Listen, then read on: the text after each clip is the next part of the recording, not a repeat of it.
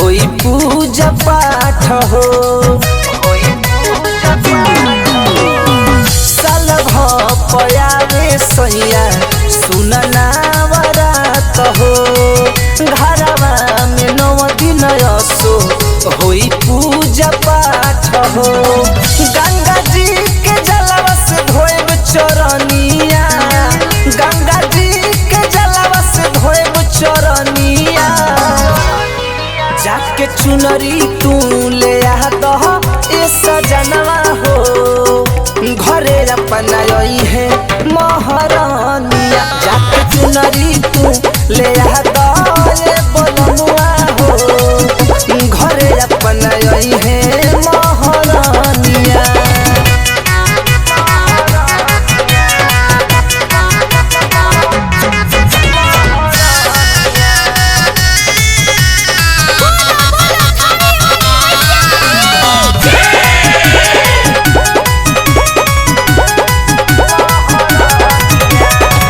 फल फाल हार लई हो चुनरी लाले रंग हो। निमिया पर झुलुहा लगाइब करी है माई पसंद हो। फल फाल हार लई हो चुनरी लाले रंग हो। निमिया पर झुलुहा लगाइब करी है माई पसंद हो।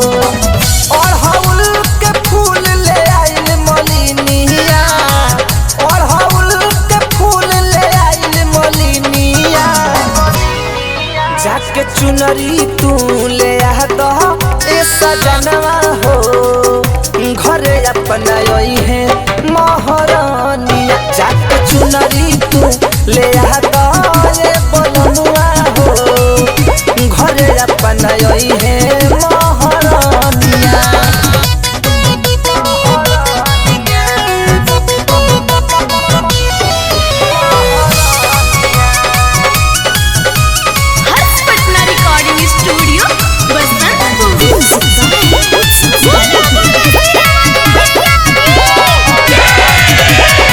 सागर राजू लाल पकिरपा करी है दुर्गा माई हो। मैया के चरण में सुरेश जी सिरावा लपू झुकाई हो। सागर राजू लाल पकिरपा करी है दुर्गा माई हो।